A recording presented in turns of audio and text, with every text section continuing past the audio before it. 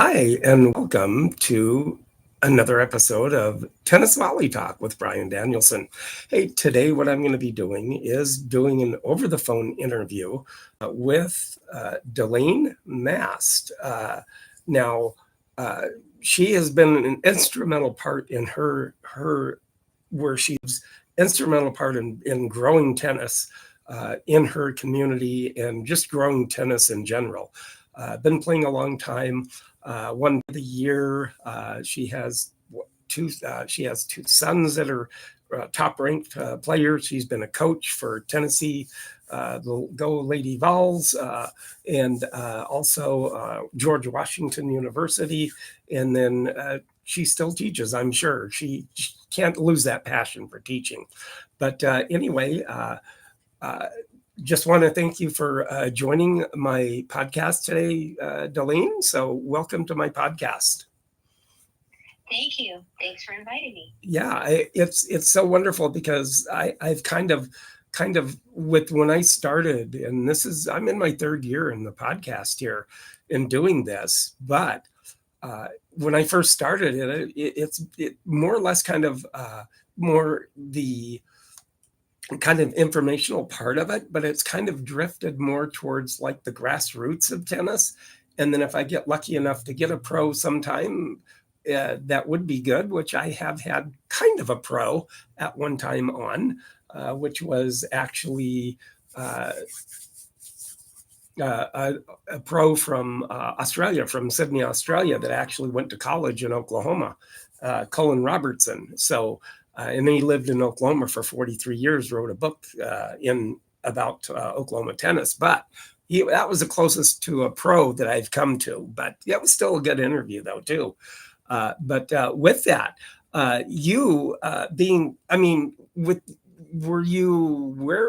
how growing up playing tennis and what kind of got the spark with you growing up? And then what got you into tennis and what kind of hit you at the first moment you said, hey, I like this sport. I want to play it. Well, it all hinges on relationships when you look back at it and try to figure out, what got you to flip the switch and just love tennis. And I know I graduated from high school in 1979. And back then in high school, there were some sports that still didn't have girls sports participating. Mm-hmm. So sometimes, I'd be playing on the guys' team, and sometimes I'd be playing on the girls' team. Oh, sure. I played every sport, and I played on the guys' basketball team in middle school. And my middle school basketball coach said, "Why don't you learn to play tennis? Come on out and play with me." And I did, and I liked it, and ended up playing on the high school team, which was great because I moved around a lot. So sports was a way to connect and make new friends because I went to 3 different high schools in 4 different years, and athletics was probably the only thing that saved me. And then when I went on to college, I wanted to play for Pat Summitt because basketball was my first love. And that was not going to happen. My defense was not good enough, and I'm only 5'2", so she didn't care. She didn't care how well I could shoot. Yeah, didn't care about that. Didn't care about that. But the tennis team, Coach DePalmer, Mike DePalmer Sr., who was an amazing person, was my mentor all through college. In fact, he bought me my first really nice Prince graphite tennis racket. There you go. And gave me free lessons because he just said, listen, we're a top 20 team. You're not going to make the team if you don't work really hard. Oh, sure. So I worked my tail off and made the team. And all of us, now that we look back, most of us that played for the University of Tennessee tennis are now still in the industry working. Oh, that is amazing. Passion. Yeah, Paul Anacone, Mike DePalmer Jr., Michelle DePalmer, Rodney Harmon, Mel Purcell. Oh, my gosh. All these names. Yeah. We're all still in the industry in one way or another. Oh, my goodness.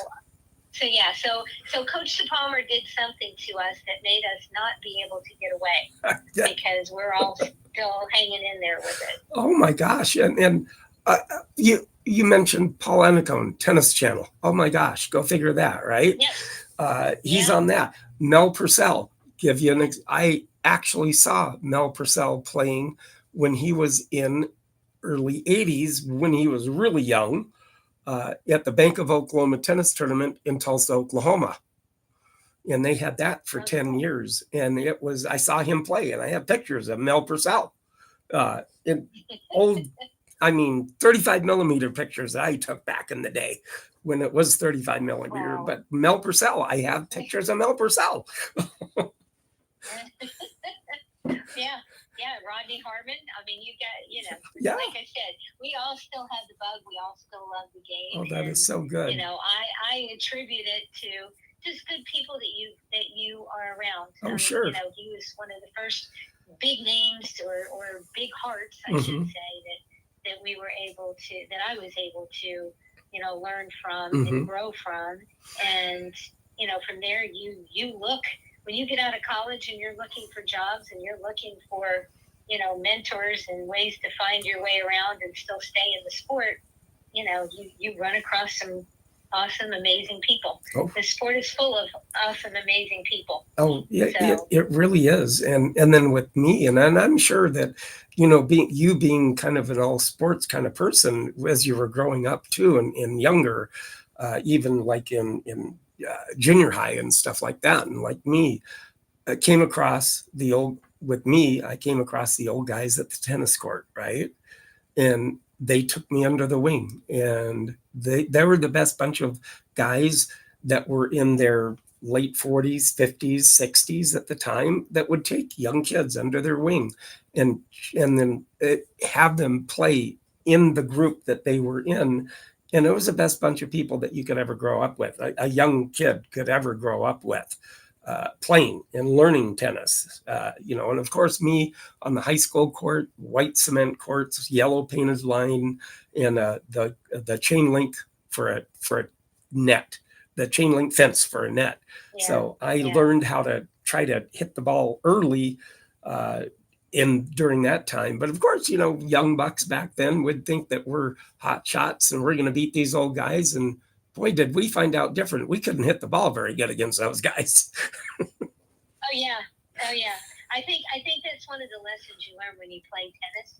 You keep thinking that, as I get older, I'm going to get better than everybody because people aren't playing anymore. Well, you quickly find out that the people that are playing are really serious about it. Oh gosh, they are still playing better than ever. Oh gosh, and, no, you don't move up. You're lucky if you hold your own. That is correct. That is so correct. I mean, it's like, and then back in just like me. I mean, I graduated in '74.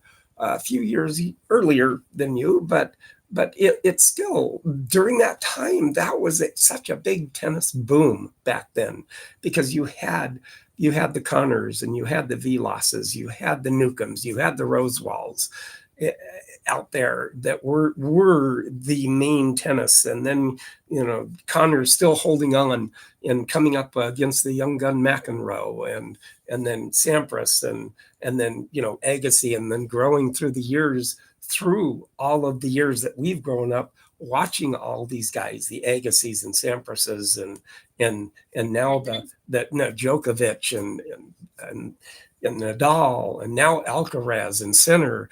We've been through it and watched these guys grow up from all those the guys from the old generation to now. And it's like such changes over the years, but yet such power they have now. You still remember, I was in the audience for the Connors Krickstein match at the U.S. Open. Oh my gosh! On his birthday, and that's just a match I'll never forget. I'll never forget Jimmy pumping his fist. Oh my gosh! It was crazy. Oh my gosh, that must have been amazing because I was glued to the TV during that. I was just glued, and it was like, every point and every shot that just like, oh my gosh.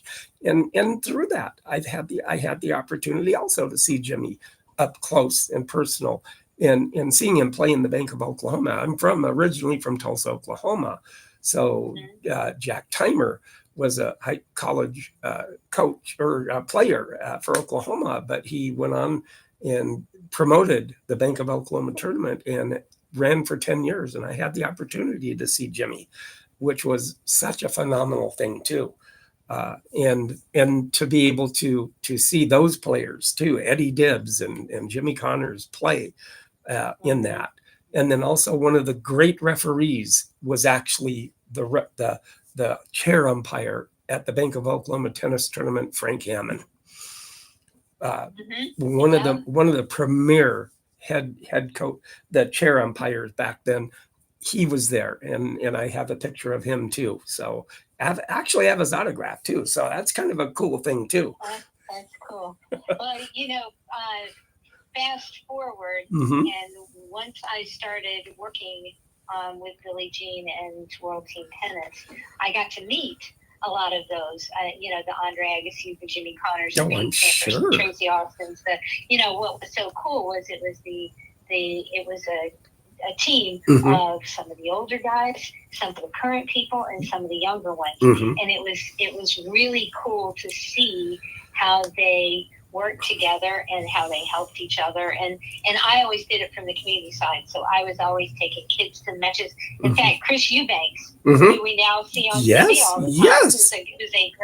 who's becoming a great commentator. Oh, he is. And he is. When he played World Team Tennis, he always did our kids' days. So whenever I would bring a bunch of kids down, he would be the one that would hit with them and do things and sign autographs and take pictures and talk to them and answer questions. Taylor Townsend was another one. Yes. And she's still out there playing. Oh, yeah. And she would love, the kids would just love to spend time with her. Oh, I know. And with Chris. Oh gosh, and, yeah. And those are names that not everybody knows. That's true. I mean, my son grew up with Donald Young, and mm-hmm. Donald was Taylor's doubles partner mm-hmm. during the U.S. Open last year, and they grew up in juniors together. So I knew Donald because my kid was playing at mm-hmm. a really high level.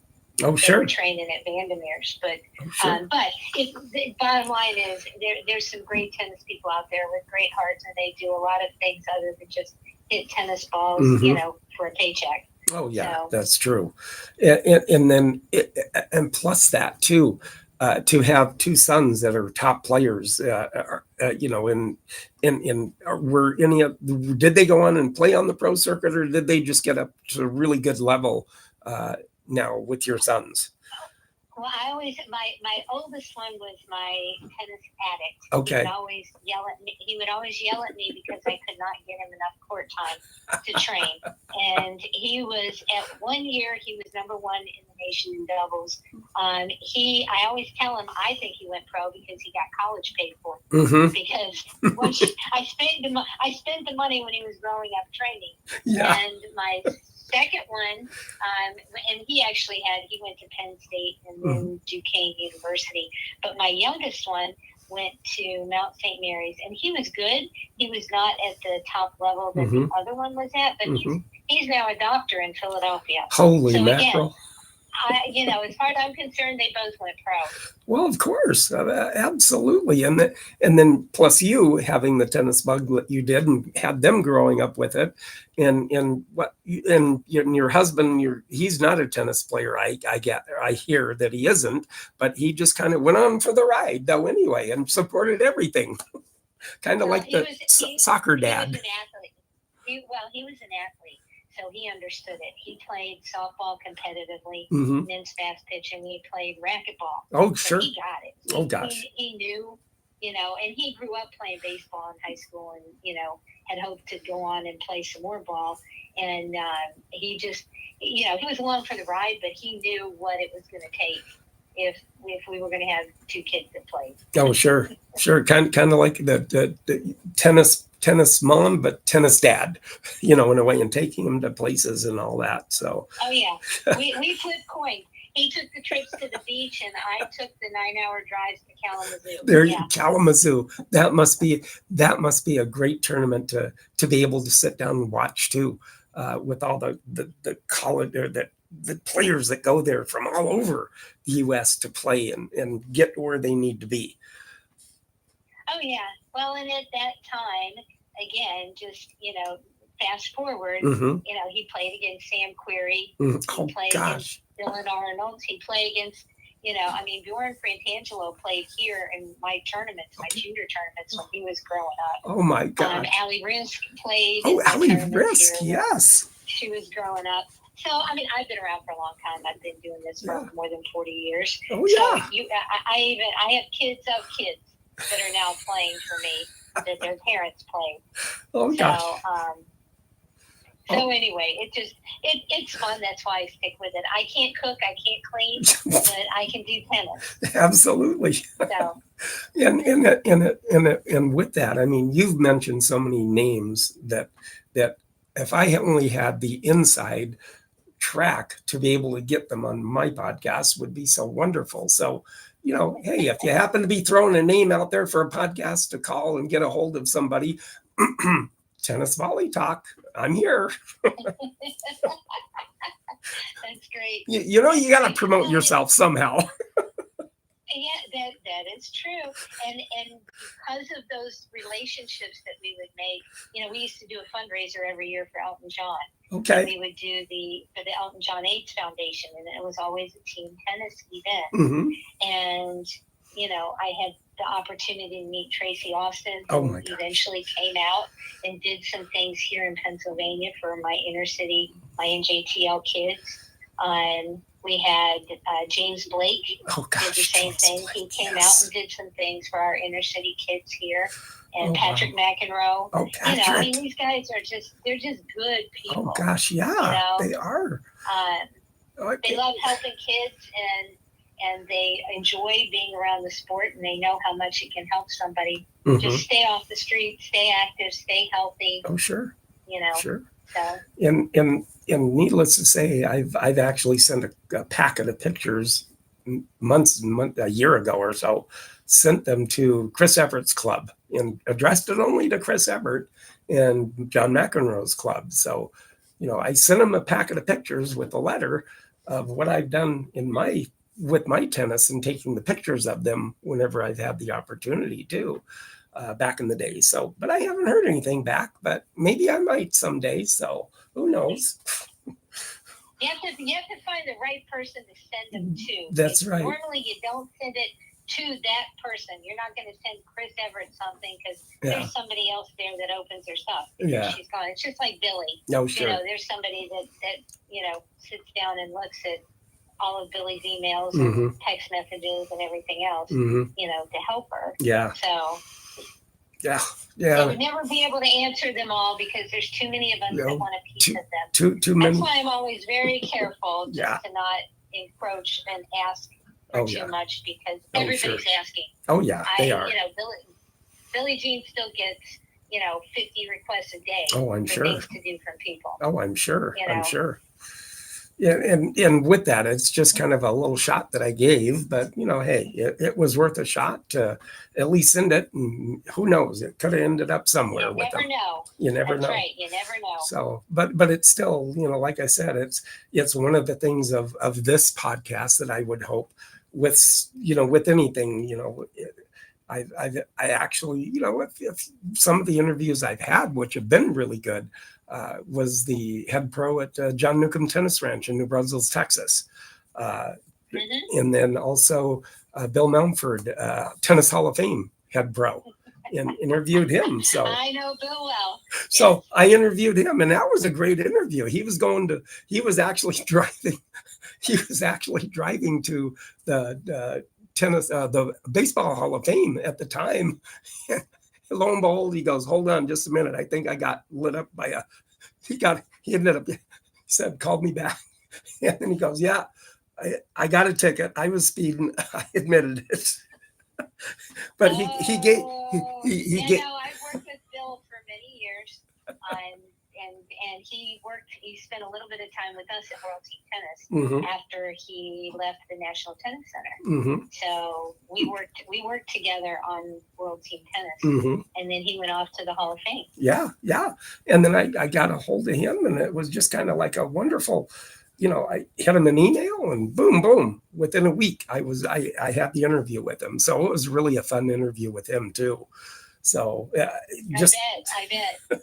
And to have him be driving, with a couple other guys, and here he's giving me the interview. So that was really cool. That's funny. That's funny. And then to have, and we talked a lot about some of the tennis players too. And then, about Vitas Gerulaitis came up, and he said that Vitas's dad used to be one of the pros there too, or a director at the Hall of Fame. Wow. And but then another would have been a wonderful commentator was Vitas Gerulaitis. He was turning into such a wonderful commentator. He got the game, and he knew the nuances of it, and he would have the enthusiasm too. But shame that what happened with Vitas though, and stuff. But with that too, in growing up with the game itself too, and then learning the recreation part of it, and getting World Team Tennis started up with recreation part of it too. And as you mentioned with Billie Jean King, I actually caught her in Enid, Oklahoma, whenever she just freshly retired. And I do actually have a picture of myself with her, and I'm showing it right now to the audience. And it's me and Billie Jean and another gal that was there, and she just kind of stepped in the picture. But that's me and Billie Jean right there in that picture that I had of her. And I took a lot of pictures of her when she played Carlene Bassett Sarguso in the exhibition. Yeah, in the exhibition. So that was a really fun thing to do, be able to see that. And then just right there, just very casual and very nice and very approachable. And it was really good. So kind of a nice picture that I got of that. But then also we had World Team Tennis that came through Tulsa, Oklahoma too. And at the time, it was just right after the big epic Billie Jean King and Bobby Riggs match. And guess of all things, Bobby Riggs shows up, and he's in his sugar daddy coat. And I took a picture, and he's looking right at my camera, and I'm showing the picture of Bobby Riggs that I took right now. So that was kind of a fun thing too, to be able to be World Team Tennis and Bobby Riggs shows up, and there I get a picture of him. So that's kind of the stuff I've been able to accomplish. And then with the tennis that I've played, and then plus the passion that tennis players have, no matter if they've been playing a long time, but they always have the wanting to show the knowledge of tennis that kids or people that don't know how to hit the ball very well, they want to show them how to hit the ball better. And that kind of came in fruition with me about a couple of months ago. I was at a little park tennis court, and two kids were hitting. A guy was hitting, and he was waiting for a friend of his. And I said, well, hey, you can hold that racket a little bit further down on the butt of the racket, and the racket's going to do the work. And so I kind of got with the short game with him from the service line to the net, and started hitting it light, the short game with him. And he started hitting it back over a lot more consistent. And his friend and I got him to hit the ball a little bit more consistent. And then I was telling him just to start with a short game and get good at the short game first, because you don't want to be, getting out there and then hitting two balls and you shank it, and that's not fun.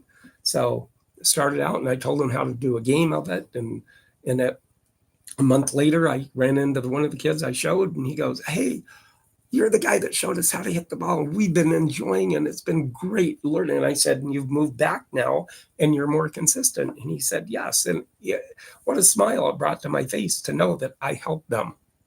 It just was. Yeah, no, that's great. Well, and you know what? And your story epitomizes really as a teaching professional, kind of the growth you go through. It's not really about teaching people technique and grips and stances and all this kind of stuff, and becoming a professional practice partner and all this kind of stuff. What you're doing is you're teaching them to be a healthy, happy human. And that is the most important thing. When they can feel good about themselves, which, kids nowadays always have, low self-esteem, and tennis is one of the things that can make them feel better about themselves. the more active they are, the better shape they're going to be in, the better their mind's going to work.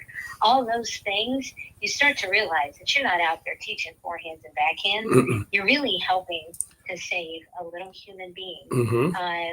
and give them some skills like learning how to problem solve, learning Mm-hmm. how to be a team player, get along, even if it's with an opponent you may not like. Mm-hmm. All those things are much, much, much more important than any topspin forehand they'll ever hit. Oh gosh, yeah. So That's so true. But you still get that nice feeling of hey, I helped a couple of you help kids. them feel good. Yeah, You I help helped them feel good. help. That's what you did. I They did. enjoyed it. You They want them did. to keep playing. Oh yeah. And then it was the fact that they had moved back a little bit, and I said, you're getting more consistent. You're getting the ball over the net when you're back further now. And he goes, yeah, we are, because of what I helped them with and starting with the short game first, and don't overhit it. Just get it over the net.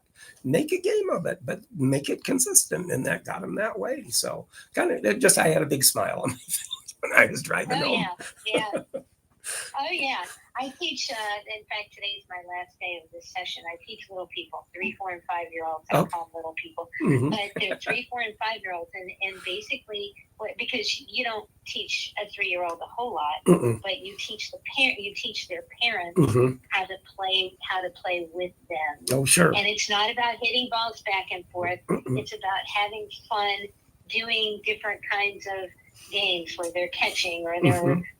Walking their dog, they're putting the ball on the strings, they're balancing it and walking, they're Mm-hmm. They're learning to run and move from side to side. Oh, sure. Things like that they can do with their parents, because it is proven Yes. that if you have parents that played, Mm-hmm. you are much more likely to play as well and stick with it than if you have no one in your family who has ever played. Mm-hmm. So, again, getting the families involved, especially with little young people, is just super, super important. And the parents need some exercise. Oh, yeah. It's funny. In the beginning, they all look at me when I say, all right, you guys, come on out with the kids, grab a racket. And they look at me like, we didn't sign up. What do you mean? Yeah. And I said, this is what we're learning. Oh, sure. You're learning how to play. You're learning how to play with your kids. Oh, yeah. You're not going to play a match against them, but you're learning how to play with them and have fun, so that they will keep playing. Oh, absolutely. So, absolutely. And then with me and you, of course, when we got into the tennis, when we did, and we're playing and hitting that ball. With me, it was I started kind of a little bit later, like 13, 14, something like that. But it was all on the suggestion of my mom. You're staying around the house too much. Why don't you go find something to do? So I said, okay. So I found a couple of my friends, and we got into tennis and went to the tennis court. And then that's all of a sudden, bam. It was morning, noon, and night. And it was like later on, few years later, she goes, well, you're never around the house. Where are you? Well, I'm sorry. I got to eat. I got a tennis match. I got a tennis match at 6 o'clock tonight. So it was morning, noon, and night. Go home, eat lunch, go back out the court at 3, play to 5, go home and eat, and back out the court at 6:30, and play until 10 o'clock. So it was kind of like, bam, it just kind of hit. And that's what you did. My dad would always go out and play with me. He loved sports, and he was an athlete. And he would always want to go, hit tennis balls and stuff. We go to the U.S. Open. I remember my first U.S. Open was 1972 with him. And I got a yearbook, and I have a yearbook from every U.S. Open up until this year, which I'll get my this year's as well. Oh my gosh, so that's amazing! I kept them all. Oh my gosh! I'm pretty much of a collector myself. Of as you will see with this podcast when you take a look at it, and everybody else out there, you YouTubers. Be sure and watch the podcast, like, subscribe, and comment. And then here coming up, a racket of the week that I do. And you'll learn something about one of the rackets and who endorsed it with their endorsement of the player. And you podcasters out there, like, subscribe, and comment, and take a look. If you want to take a look at the racket, it'll be on the YouTube channel, Tennis Volley Talk, too, with that. But Yeah, yeah. As you'll see a portion of my tennis racket collection in the back of me that I have. So I have about 250 rackets that I have, and Oh I've my gosh, collected. I need to introduce you to. There was actually he just passed away. There's a gentleman here. He was in Sports Illustrated. Oh my gosh. His name was Don Royer. Okay. And he lived about 15 minutes from me. Oh my He gosh. had the largest tennis collection in the United States. Oh my tennis gosh. racket collection. Had the old ball cans with the metal cans with the, I don't even know, some kind of twist thing that you take it off. Yep. And kind of like the old paper. Mm-hmm. But he had rows. His whole basement was full of rows of pegs that had rackets on them. Yep. And he had unbelievable. They did a whole spread in Sports Illustrated. Oh my gosh. On his racket collection. Oh, yeah. And took pictures and sure. everything of it. Sure. He just passed away, but he literally played until the day he dropped over because he just loved playing the sport. Well, my oldest racket in the back sits behind me, and it's one of the ones right over here. It's March 8th, 1908 is what my oldest racket is. So just to give you an example, it's kind of from old to new, and I have all the old to new rackets, and I've kind of put them in order. So that's been the wonderful thing about it, being able to have this collection that I have. And being able to do the podcast that I have, being in my third year, has been so fun to be able to do too with that. But also, you're talking about the U.S. Open. My time was the first time, and I went to Fan Appreciation Week last year on 24, and I went to the Fan Appreciation Week last year, which was unbelievably fun. It was so fun, and I was staying in a hostel in Brooklyn, and I braved the subway and even made it back here to Minnesota from the subway. Yep, no, there you go. There you go. Well, when I started having my oldest son, when he was young and he started really getting into playing tennis, the best thing you can do, I think, as a parent is get educated on how the system works. What is it? What are they playing? What do you do? What are the rules? Oh, yeah. Not just on the court, but in the system. What do you have to play? Where do you have to go? Who do you listen to? Who do you not listen to? All those kinds of things. And so I got involved very early with my district, with my USTA district, and then my section, and then at the national level. So being able to help create and be a part of, seeing the whole system grow to where it is now with over 23 million players, et cetera. Yeah. It was really important to me to not just sit back and complain. Billy always says, be part of a solution. And I really, really, really take that to heart, because you always hear 50 million people complaining, especially parents complaining about what they like, what they don't like, who they don't like, what kid doesn't do this or what kid does this, or, all those kinds of things. And I just made myself stay focused on how can I help make the system better? How can we help provide more opportunities for kids? Oh, sure. How can you keep kids playing that don't have the means, they don't have the money, they don't have the means to be able to take lessons and travel and play and clinics, which is why I now help with an NJTL chapter here in the city of Lancaster. So, because we do programs for kids and they don't pay anything. Oh, yeah. If they're on the free lunch program, everything they do is free. Oh, absolutely. And that's the best way to, to have them get started in something like that. And as holds true of you and I didn't realize it back when we started and got the itch and to start playing every day all the time. It was really actually, without even knowing it, that was way before the fitness craze even started. The only person out there at the time was Jack LaLanne back in the day that was on the chairs and all that. But you never really kind of thought about that as exercise. But then, we got into tennis when we did, and we've been playing it a lifelong I've been playing tennis for over 50 years. And it's been Mhm. the lifelong, and you don't realize until you really think about it that that is what's kept us in our healthy enough state at our age, at our older age now, Mhm. and has kept us young. And it just like the young feeling that we still have and the passion that we still have for tennis. And that was our exercise and that was our fitness without even really knowing about it and having to go to the club and spend thousands of dollars on a club. We were playing tennis. Sure. That was our club right Well, there. right, right. No, that's true. And the kids are what keep me young. Hmm. But also what also keeps me up at night is knowing, I get a lot of I help a lot of schools Hmm. and I help a lot of PE teachers and because our kids out of 50 developed nations, our kids are at the bottom as far as fitness and health for Hmm. youth 14 and under. So we're at the bottom as far as fitness and health.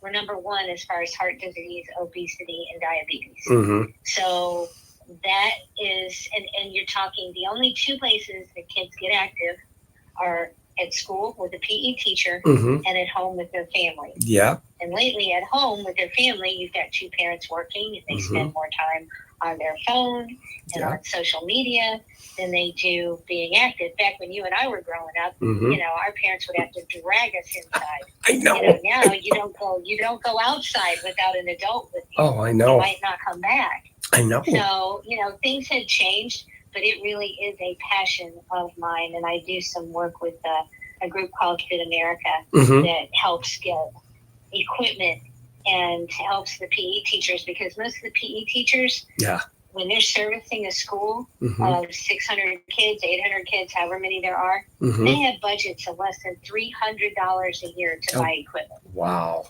Unbelievable. They're usually spending their own money and they're spending their lunch break looking for grants. Oh, gosh. And I've talked to thousands of them. And it is just, they're really in dire need of help. In tennis, I love to present a lifelong sport to them. So tennis and walking and running are some of the things that, that I can help them with and get them connected, so that they can get free equipment and free balls and free training and all that kind of stuff. I mean, my passion has changed because it's not just about being around the kids and feeling young. It's looking at those kids, realizing they're not going to outlive their parents if we don't do something. That's true. And a lot of people don't realize that the tennis lines are on a basketball court too. And they, just got to put the net up and there's the tennis court right there. They got the tennis lines on the basketball court, which I played on too, on a basketball court. That's fast. You can throw down some lines and go. You can tie two chairs together and go. Oh, absolutely. There's just always. I love the eye coaches.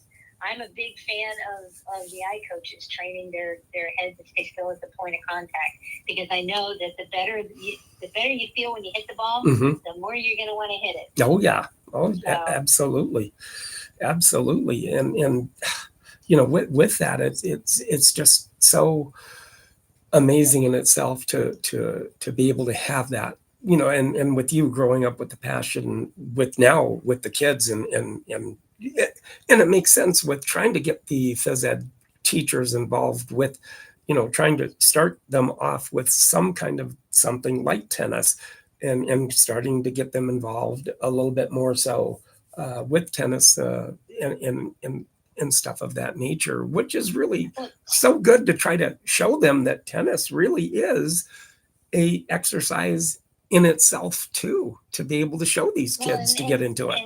And tennis is not tennis is one of those sports that as a PE teacher, if you didn't play it growing up, you're afraid to teach it because you may not teach it properly. Right. And so I think part of my job is to show them that it's not that hard and there are there's free support and free training on how to. You're not left out there and figure it out on your own.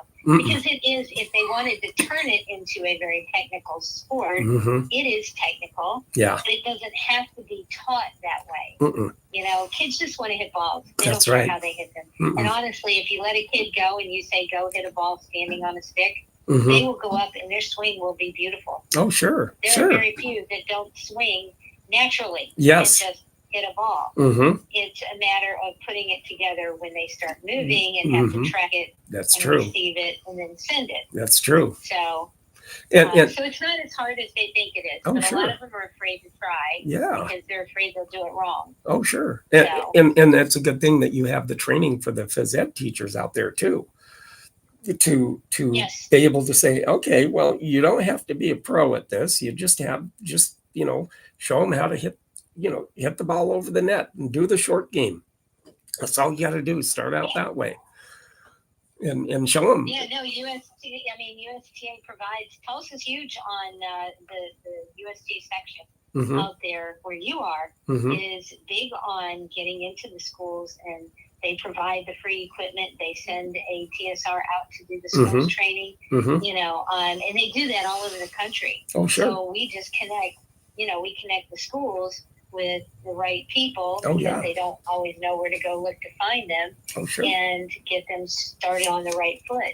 Oh, yeah. But it's very rewarding and it's very necessary because otherwise they're playing dodgeball in the gym. Oh yeah, I know. Day, or they're running laps. Yeah, running laps. Kicking a soccer ball. Oh, sure. Or whatever because because those are easy to just let kids go run and play. Oh, sure. Yeah. And that might be putting a tennis ball on like the softball tee stand and putting the tennis ball up there, swing and hit the ball and start getting them into it that way. Now run and get your ball, run back there, get your ball, come back and hit that ball again. And that's just a good training part of it in itself too, to get them started that way. Mm-hmm. Yeah, well, and just get them started with basic eye and hand coordination things and playing games where they're having fun, but they're not having to hit over a net where they're not successful. That's true. That's true. It's just kind of introducing things to them. Oh, absolutely. And growing it. Oh, yeah, absolutely. It's just like trying to teach them to serve. When you're trying to teach a kid to serve, if they've never thrown a ball, that motion is very hard for them to get used to because they're not used to that throwing motion. So a lot of it is just getting them to lift their hand with their racket over their head and get them to, pretend that they're throwing the racket over the net to get the feeling of that motion. And a lot of times when you can't see what you're doing, so anything that happens behind your head, I know. When you're not able to see it, it makes it harder to learn it. It's all based on feel. That's true. Not because you can't turn around and watch what you're doing behind you. That's true. So, so you have to get them to feel it. And everybody always taught me growing up that if you can teach a dog to learn a new trick by having them do it successfully 3 times, I relate that to little humans. If I can teach them to do it right 3 times, of course, then they will get it down. Oh yeah, they'll get it down.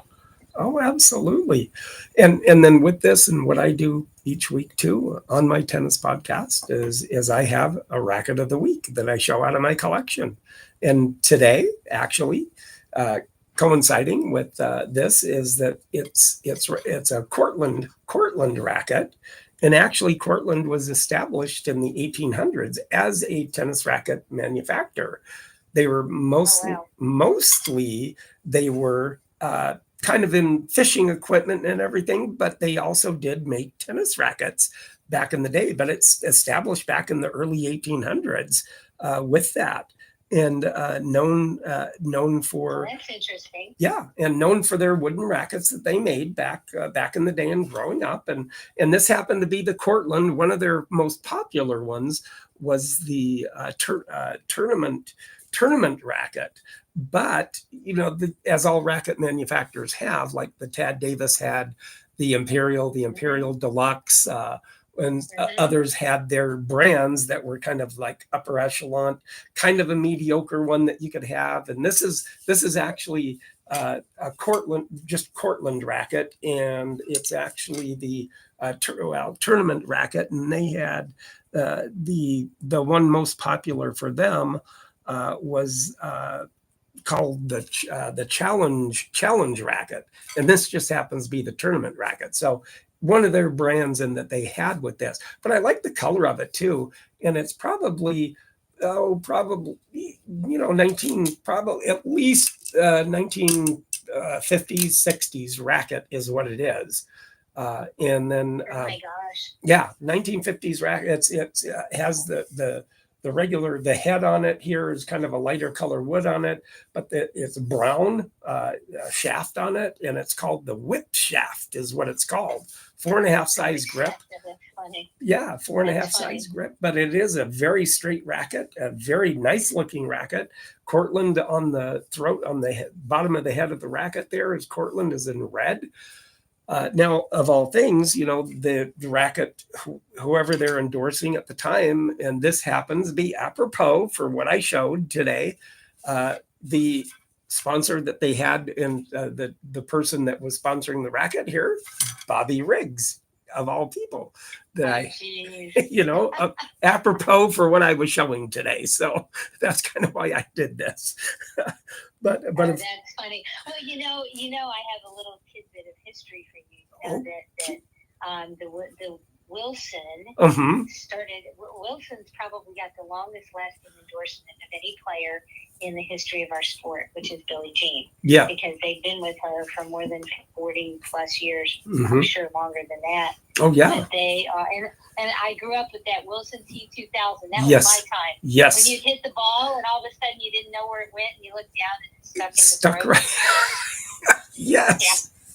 Yeah, that's what I played with in high school. Oh my gosh. Well, that I do happen to have all the collection of the T1000 rackets too. They actually had a T1000. They had the T2000. They had actually, and I did not know this until I found it. They had a TX3000, which was kind of the foyer into the teardrop look. But then they went back to the round T3000, and then they had the T4000 and the 5000. And then the last one that they made was the teardrop, which was the TX6000. And I have all of those, the T1000 collection. I only played with the 2000. Yep. That was my baby. And then I went to, they had something that was more rounded. I forget what it was. The hammer. The hammer, yes. Hammer. That's what it was. Yeah. The hammer. And with that, it just, and I still get out every once in a while. I just get out and just to kind of get hand-eye coordination and trying to get down the serve a little bit more. I take my T2000 out and still hit with it, which is still, if you hit the ball square in the strings, that has some power to it still. Oh yeah, no, it feels good as long as you hit the strings. That's true, as long as you hit the strings with it. And there's a friend of mine that I had that he actually still goes out and hits with old wood rackets, and he plays with the old Rosenau racket. And some of those are really nice rackets that he has, and they still hit really good. I went out and hit with him for about an hour and a half one time. Old school rackets, old wood rackets we hit with for about an hour and a half. It was unbelievable. One of the coolest things that they've done, and it's been around for a little while, but not long, was allowing you to customize your racket. So as a high school coach for 40 years, I customized my clash, and I made it in school colors. And I got the school name on the side. Oh yeah. I just thought that was super cool, being able to customize your own racket. Oh, absolutely. Absolutely. To make it the way you wanted it. I don't know how many people use it. I don't see a lot of them that are customized, but I think it's a cool feature to be able to do that. Oh, sure. Absolutely it is. But with this, Bobby, Roger Federer customized every one of his. Oh, yeah, he did. He did. We just didn't know what he did to him. Didn't know. That's true. But, Bobby Riggs here, he was born 225 in 1918 and passed away of October of 25th of 1995. But with that, he had 3 Grand Slam wins in his career, and he was also played his first pro match in 1941. Here, and then he retired in 62, but he was inducted into the Tennis Hall of Fame in 67 too.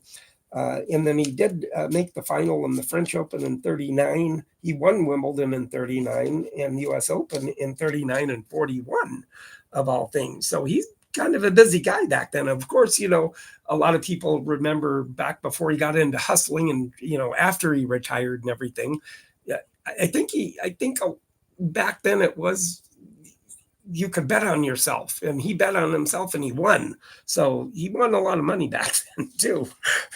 Oh, I'm sure. He and Billy stayed friends until he passed away. Oh, I'm sure. They were friends. Oh, I'm sure they were. Like they were, enemies. They got to be friends after the match, Mm-hmm. But yeah, it's fun to actually. In fact, he played one of our Elton John 8 events. Oh, that must have been amazing. And it was pretty awesome. I mean, we had just the list of people that played in that, and the locations where we did it, and it was a lot of fun. We raised over $9 million over the years for the Elton John AIDS Foundation. Oh, that's amazing. And, Billy felt that it was really important because Elton's a good friend, and she's all about education. Oh, sure. So, and his foundation was about educating young people about HIV and AIDS. And, So. And then he went on to win the U.S. Pro in 46 and 47 and 49, and then Wimbledon Pro in 1949. And then Grand Slam doubles, he actually won Wimbledon in 39, and then he did mixed doubles too. And Wimbledon in 39, and then U.S. Open in 40 is the mixed doubles that he had. So he had a pretty good career in tennis and in playing, and he was only 5'7", so he wasn't a really tall guy, but he made it work. Well, by the time I ever saw him, and that was, I was born back when that match was played, but I knew nothing about tennis at that point. I didn't, my mom and my dad watched. Oh, I'm sure. And I knew it was going on, but I didn't know. I didn't know, what, why, all that stuff. All that hoopla was going on. Now, all that hoopla. In fact, I tell my young girls, because I always ask my inner city kids, I'm like, do you know any tennis players? Who's the most famous tennis player that you know? Oh, sure. You've heard of? And they give one answer every single time, no matter what, and it is always Serena Williams. Serena.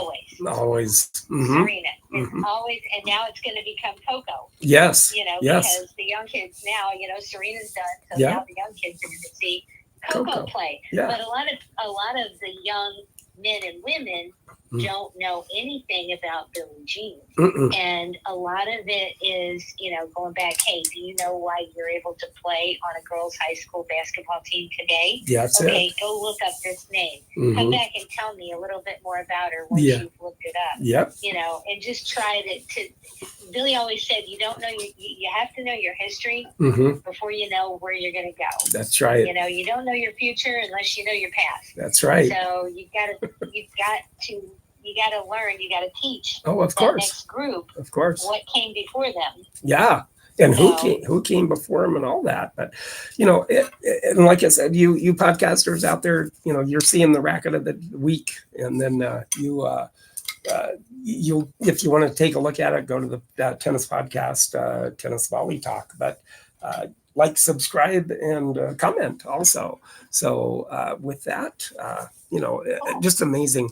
And that's what I like doing, and showing the history and of the manufacturer and the sponsor and who they sponsored. And that's what I've kind of grown up now with the podcast, and being more of the kind of like the grassroots, and whoever I'm talking to, getting into the grassroots and how they started, which I've really had such fun doing and interviewing along the way with what I've had, with what I've been able to do here in 3 years of my podcast. And That's awesome. And it's been so fun to be able to do.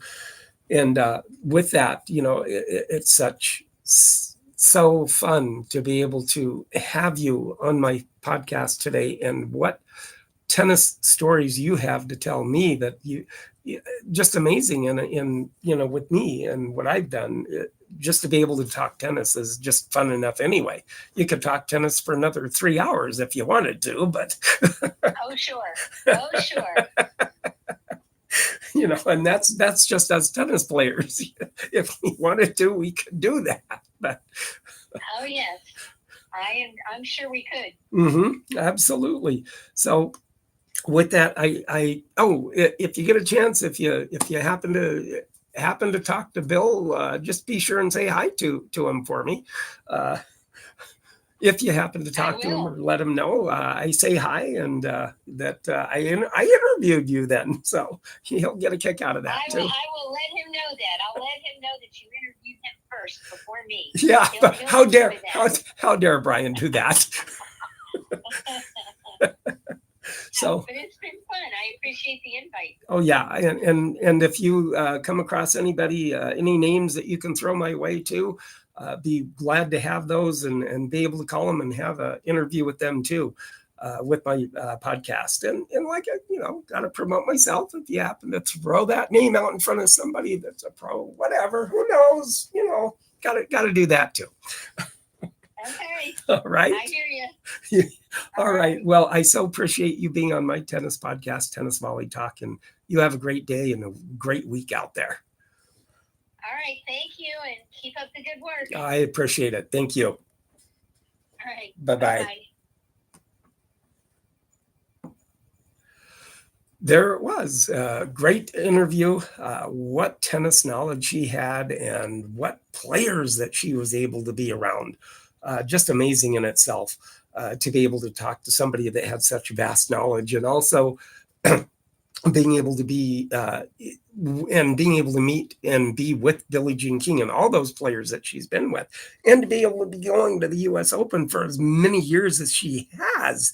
Back from the 70s. That's amazing in itself to be able to hear that kind of a story coming from somebody like that. So everybody, you YouTubers out there, like, subscribe, and comment. You podcasters out there, if you want to take a look at the racket that I showed, you can take a look at my Tennis Volley Talk on YouTube and then take a look at it. If you want to take a look at it, like, subscribe, and comment on that. So with that, everybody out there, have a great week, and I will then talk to you next week. Have a good one. Thank you.